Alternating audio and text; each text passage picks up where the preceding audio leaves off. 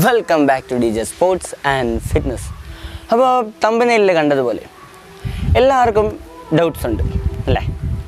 അതുപോലെ നിങ്ങൾക്കും ഒരു ഡൗട്ടുണ്ട്. അതായത് എത്രാമത്തെ വയസ്സ് മുതൽ നമുക്ക് ജിമ്മിൽ പോയി തുടങ്ങാം?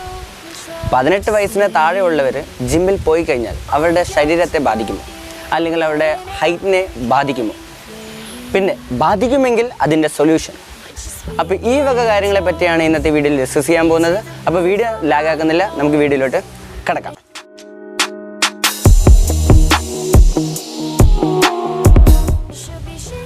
അപ്പോൾ ജിമ്മിൽ പോയി ബോഡി ഉണ്ടാക്കുക അല്ലെങ്കിൽ ഒരു അട്രാക്റ്റീവ് ബോഡി നേടുക എന്ന് ആഗ്രഹിക്കുന്ന നമ്മുടെ കൂട്ടിൽ ആരും കാണാതിരിക്കത്തില്ല അല്ലേ? എല്ലാവർക്കും അവരുടേതായ ഒരു ആഗ്രഹമാണ് ജിമ്മിൽ പോകണം, പോയി നല്ലൊരു ബോഡി ഉണ്ടാക്കണം. അപ്പം പെട്ടെന്ന് ആഗ്രഹിക്കുകയാണ് നാളെ ജിമ്മിൽ പോകണം.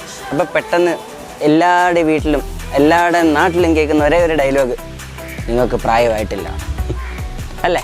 അപ്പം നമുക്ക് പെട്ടെന്നൊരു ഡൗട്ട് വരും, ജിമ്മിൽ പോകാൻ എന്താ ഒരു സ്പെസിഫിക് ഏജിൻ്റെ ആവശ്യമുണ്ടോ? അതോ 18 വയസ്സിന് ശേഷം മാത്രമേ നമുക്ക് ജിമ്മിൽ പോകാൻ പറ്റുള്ളൂ? സത്യാവസ്ഥ അതല്ല. ഏതൊരു പ്രായക്കാർക്കും ഫിസിക്കൽ ആക്ടിവിറ്റിയിൽ പങ്കാളികളാവാം. അത് ജിമ്മായാലും സ്പോർട്സ് ആയാലും മാർഷൽ ആർട്ട് ആയാലും ഏതിലും പങ്കെടുക്കാം. പക്ഷേ 18 വയസ്സിന് താഴെയുള്ളവരാണെങ്കിൽ അവർക്ക് ചെറിയ നിബന്ധനകൾ ഉണ്ട്. അതായത് 18 വയസ്സിന് താഴെയുള്ള ഒരു പയ്യൻ, 16 വയസ്സാണ് ആ പയ്യന്, 18 വയസ്സാണെന്നും പറഞ്ഞിട്ട് ജിമ്മിൽ പോയി. അപ്പോൾ ആ പയ്യന് ഹൈറ്റിനെ ബാധിക്കുമോ, അല്ലെങ്കിൽ ശാരീരികമായിട്ട് അവന് എന്തെങ്കിലും ബുദ്ധിമുട്ടുണ്ടാകുമോ? അപ്പോൾ അതിനെപ്പറ്റി പറയുകയാണെങ്കിൽ, നിങ്ങൾക്കിപ്പോൾ 16 വയസ്സേ ഉള്ളൂ, പക്ഷേ നിങ്ങൾ ജിമ്മിൽ പോയി ആക്ടിവിറ്റീസൊക്കെ ചെയ്യുന്നുണ്ട്, വർക്കൗട്ട് എല്ലാം ചെയ്യുന്നുണ്ട്. അപ്പോൾ നിങ്ങളുടെ ഹൈറ്റിനെ അത് ബാധിക്കുമോ എന്ന് ചോദിച്ചു കഴിഞ്ഞാൽ എൻ്റെ അഭിപ്രായത്തിൽ അത് ബാധിക്കും. കാര്യം എന്ന് വെച്ചാൽ ഹൈറ്റ് ഡിപ്പെൻഡ് ചെയ്യുന്നത് ജനറ്റിക്, എൻവയോൺമെൻറ്റ് ആൻഡ് ന്യൂട്രിയൻസും ആണെന്ന് കഴിഞ്ഞ വീഡിയോയിൽ ഞാൻ പറഞ്ഞു കഴിഞ്ഞിട്ടുണ്ട്. ഹൈറ്റിനെ പറ്റി ഒരു വീഡിയോ ഇട്ടിട്ടുണ്ടായിരുന്നു, അതിൽ ഞാൻ ഡീറ്റെയിൽ ആയിട്ട് പറഞ്ഞിട്ടുണ്ട്. പക്ഷേ ഇവിടെ അതല്ല. ഹൈറ്റ് മെയിൻലി ഡിപ്പെൻഡ് ചെയ്യുന്നത് നമ്മുടെ ബോണിൽ, അതായത് ലോങ് ബോണിലുള്ള ഗ്രോത്ത് പ്ലേറ്റിനെ ഡിപ്പെൻഡ് ചെയ്തിരിക്കുകയാണ്. അപ്പം ഗ്രോത്ത് പ്ലേറ്റ് അതായത് നമ്മുടെ കട്ടയുടെ മേൽ വേറൊരു കട്ട ഇടുമ്പോഴല്ലേ നമ്മുടെ മതിലിൻ്റെ ഉയരം വർദ്ധിക്കുന്നത്. അതേപോലെ നമ്മുടെ ബോണിനകത്ത് ഒരു ഗ്രോത്ത് പ്ലേറ്റ് ഉണ്ട്. അത് ഒരു ലിക്വിഡാണ്, അത് ഓരോരോ ലെയറായിട്ട് ഇങ്ങനെ വർദ്ധിച്ചുകൊണ്ടിരിക്കും.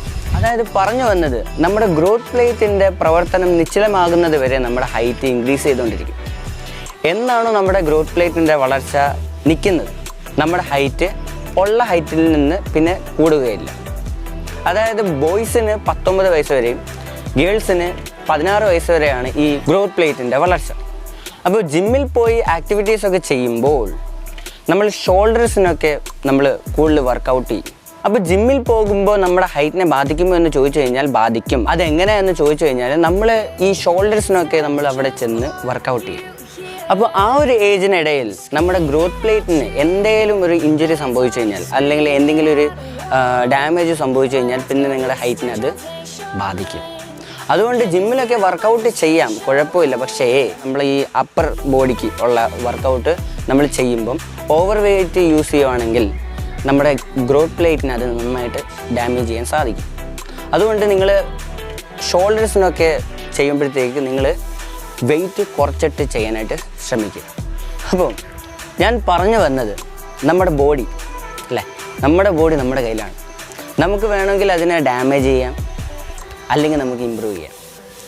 നമുക്ക് വേണമെങ്കിൽ ജിമ്മിൽ പോയി വർക്കൗട്ടൊക്കെ ചെയ്ത് നമ്മൾ നല്ല മസ്കുലർ ബോഡി നമുക്ക് ഗെയിൻ ചെയ്യാൻ പറ്റും.